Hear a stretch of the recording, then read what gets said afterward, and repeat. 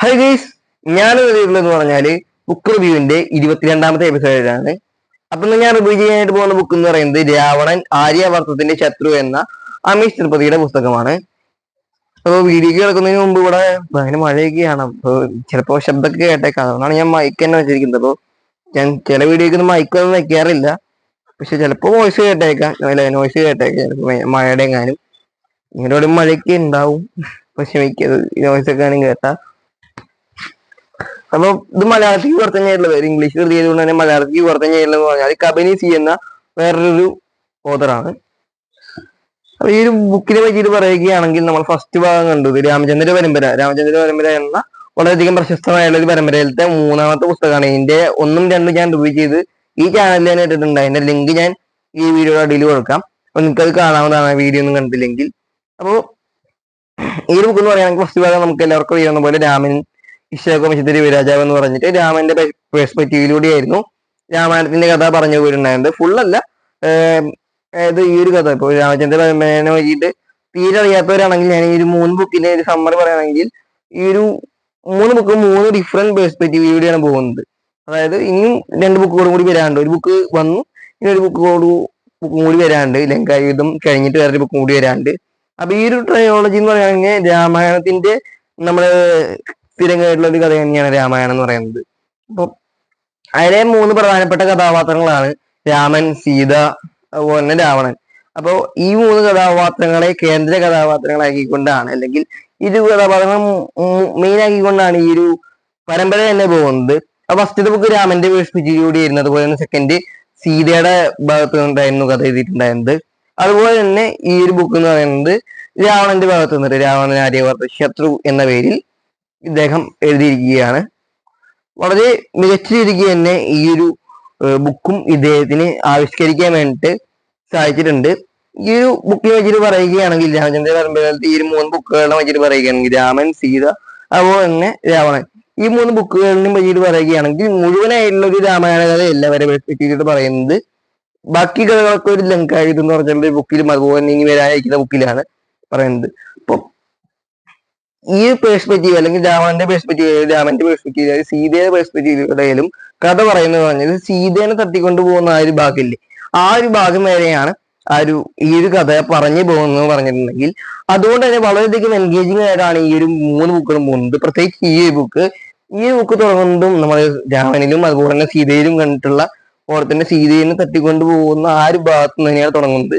അതുപോലെ തന്നെ അവസാനിക്കുന്നതും ആ ഒരു ഭാഗത്ത് തന്നെയാണ്.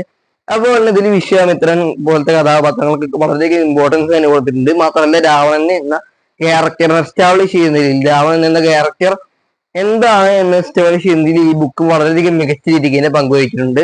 പിന്നെ രാമായണത്തിൽ ഇല്ലാത്ത കുറേയധികം കഥാപാത്രങ്ങളൊക്കെ നമുക്ക് കാണാൻ സാധിക്കും. മെയിനായിട്ട് വേദവതി എന്ന ഒരു കഥാപാത്രത്തെ ഇദ്ദേഹം ക്രിയേറ്റ് ചെയ്തിരിക്കുന്നതായി കാണാൻ സാധിക്കും. പക്ഷെ ആ കഥാപാത്രം ഒക്കെ ഈ ഒരു വേദവതി എന്ന കഥാപാത്രത്തിന് ഫസ്റ്റൊക്കെ വായിക്കുന്ന നമുക്ക് ഒരു ചെറിയൊരു ബോറൊക്കെ തോന്നും. പക്ഷെ എന്നിരുന്നാൽ പോലും ആ ഒരു കഥാപാത്രം നമുക്ക് രാവണന്റെ ക്യാരക്ടറിൽ ഉണ്ടാക്കുന്ന ചേഞ്ചസ്, അങ്ങനെ ക്ലൈമാക്സിൽ എത്തുമ്പോൾ ആ ഒരു കഥാപാത്രത്തെ വെച്ചുകൊണ്ടുള്ള ഒരു ട്വിസ്റ്റ് ഒക്കെ ഉണ്ട്. അതൊക്കെ വായിക്കുമ്പോൾ പറയുന്നത് നമുക്ക് തന്നെ ഒരു രസം തോന്നും. ഇപ്പോ അമീഷിന്റെ ഒരു കൺവിൻസിങ് ആയുള്ള ഒരു പാറ്റേൺ ഉണ്ടല്ലോ. ഇപ്പോ അമീഷ് എന്ന് പറയാന്ന് ഫസ്റ്റത്തെ ബുക്ക് തന്നെ മറ്റേ മെരുകുകയിലെ ചിരഞ്ജീവികളൊക്കെ ആയിരുന്നു. അപ്പോ അതില് ശിവൻ ഒരു മനുഷ്യനായിട്ട് കാണിച്ച് നമ്മൾ കൺവിൻസ് ചെയ്തത് ഏതുപോലെ തന്നെ ഇതിൽ നമ്മൾ കൺവിൻസ് ചെയ്തിട്ടാണ് ഈ ഒരു ബുക്ക് പോകുന്നത് പറഞ്ഞിട്ടുള്ളത്. അതുപോലെ തന്നെ കുംഭകർണൻ എന്ന ക്യാരക്ടർ, കുംഭകർണനെയാണ് നമുക്ക് രാവണനെക്കാട്ടും കൂടുതൽ ഇഷ്ടപ്പെടുക. കാരണം രാവണൻ എന്ന് പറയുന്നത് ഇതിലും രാവണന്റെ വെള്ളഭൂഷണം നോക്കിയിട്ടില്ല. കാരണം പരമ്പര എന്ന് പറയുന്നത് രാമചന്ദ്ര പരമ്പര എന്നാണ് ഇതിന്റെ പേര്. അതുകൊണ്ട് തന്നെ രാവനാണ് ഇതിന്റെ മെയിൻ കഥാപാത്രം എന്ന് അറിയാവുന്ന തന്നെ ഇതിൽ രാവണനെ ഒരു വില്ലൻ എന്നുള്ള രീതിക്ക് തന്നെ ആണ് കാണിച്ചിട്ടുള്ളത്. എന്നിരുന്നാൽ പോലും രാവണന്റെ ആ ഒരു ഗ്രേ ഷെയ്ഡ് ക്യാരക്ടറിൽ നിന്ന് പൂർണ്ണമായിട്ട് ഒരു വില്ലനായി മാറുന്നതിന് ഒരു ആന്റി ഹീറോ ടു ഒരു മെയിൻ വില്ലനായിട്ട് മാറുന്ന ഒരു കഥയാണ് ഈ ഒരു ബുക്ക് മുഴുവൻ പറഞ്ഞു പോകുന്നത്. അതുപോലെ തന്നെ വിശ്വാമിത്രൻ, അതുപോലെ തന്നെ അരിഷ്ടനേമി പോലത്തെ കഥാപാത്രങ്ങളൊക്കെ ഇദ്ദേഹത്തെ എങ്ങനെയാണ് കാണുന്നത്, അല്ലെങ്കിൽ ഒരു വില്ലനായിട്ടാണോ നായകനായിട്ടാണ് കാണുന്നത് എന്നുള്ള ഒരു രീതിക്ക് ഒക്കെയാണ് ഇത് കഥ പറഞ്ഞു പോകുന്നത്. ഇത് വളരെയധികം നന്നായിട്ട് തന്നെ എഴുതിയിട്ടുണ്ട്. കാരണം ഒന്നും ശ്രദ്ധിച്ചില്ലെങ്കിൽ കോംപ്ലിക്കേറ്റഡ് ആയി പോകാവുന്ന കഥ വളരെയധികം മികച്ച രീതിക്ക് തന്നെ ക്ലൈമാക്സിൽ അവതരിപ്പിച്ചിട്ടുണ്ട്. നമുക്ക് ആ ട്വിസ്റ്റ് ഒന്നും ശ്രദ്ധിച്ചില്ല, ഏതെങ്കിലും കയ്യിൽ നിന്ന് പാടി പോയിരുന്നു. പക്ഷെ ഇദ്ദേഹം വളരെ മികച്ച രീതിക്ക് ഇത് വളരെയധികം സൂക്ഷിച്ചു തന്നെ ഇത് എഴുതിയിട്ടുണ്ട്. അപ്പൊ ഇതൊക്കെയാണ് എനിക്ക് ഈ ബുക്കിനെ വെച്ചിട്ട് പറയാനുള്ളതെന്ന് പറഞ്ഞാല്, ഈ ബുക്ക് മറ്റേ സീത എന്ന ബുക്കിന്റെ റിവ്യൂ കണ്ടവർക്ക് അറിയാം, എനിക്ക് ആ ബുക്ക് ഒരു ആവറേജ് ആയിട്ട് അല്ലെങ്കിൽ ആവറേജ് ഒക്കെ ആയിട്ടാണ് തോന്നിയത്. പക്ഷെ ഈ ഒരു ബുക്ക് വളരെയധികം മികച്ചതാണ്. പക്ഷെ എന്നിരുന്നാൽ പോലും ഈ ഫ്രാഞ്ചൈസിൽ എനിക്ക് ഏറ്റവും ഇഷ്ടപ്പെട്ട പുസ്തകം എന്ന് പറയുന്നത് രാമനാണ്. കാരണം ഈ ഒരു ബുക്കിന്റെ ഒരു 200 പേജ് വരെ ഇത് ഡ്രൈ ആണ്. പക്ഷെ രാമൻ കുറച്ചൊരു 100 പേജൊക്കെ ആകുമ്പോൾ തന്നെ നമുക്ക് ആ ഒരു ഇത് കയറും, ഒരു എനർജി നമ്മൾ കയറും. പക്ഷെ ഈ ബുക്ക് എന്ന് പറയാൻ 200 പേജ് വരെ ഒരു ഡ്രൈ മോഡിലാണ് നമ്മൾ ഈ കഥ പറഞ്ഞു പോകുന്നത്.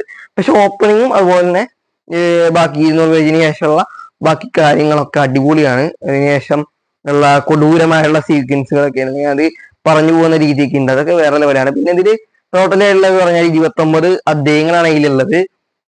അതുകൊണ്ട് തന്നെ നിങ്ങൾക്ക് ഒരു മാസം കൊണ്ട് വായിച്ചു ചേർക്കാൻ പറ്റുന്ന, എല്ലാ ദിവസവും ഓരോ അധ്യായം വെച്ച് വായിക്കുകയാണെങ്കിൽ ഒരു മാസം കൊണ്ട് വായിച്ചു ചേർക്കാൻ പറ്റുന്ന ഒരു ബുക്കാണ് രാവണൻ എന്ന ബുക്ക് എന്ന് പറയുന്നത്. അപ്പോൾ ഇതില് പേജസിനെ വെച്ചിട്ട് പറയുകയാണെങ്കിൽ 350 പേജസ് ഒക്കെയാണ് ഇതിലുള്ളത്. ഇതൊക്കെയാണ് എനിക്ക് ഈ ബുക്കിനെ വെച്ചിട്ട് പറയാനെന്ന് പറഞ്ഞാൽ, ഈ ബുക്കിന് ഞാൻ കൊടുക്കുന്ന റേറ്റിംഗ് എന്ന് പറയുന്നത് 7.2 ഔട്ട് ഓഫ് 10 ആണ്. നിങ്ങൾക്ക് ഉറപ്പായിട്ടും വായിച്ചിരിക്കാം, വളരെയധികം നല്ലൊരു പുസ്തകം തന്നെയാണ് രാവണൻ ആര്യാവർത്തത്തിന്റെ ശത്രു.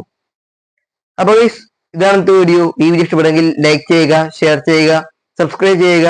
അടുത്തൊരു വീഡിയോ ആയിട്ട് കാണാം. അതുവരെയ്ക്കും ബൈ ബൈ.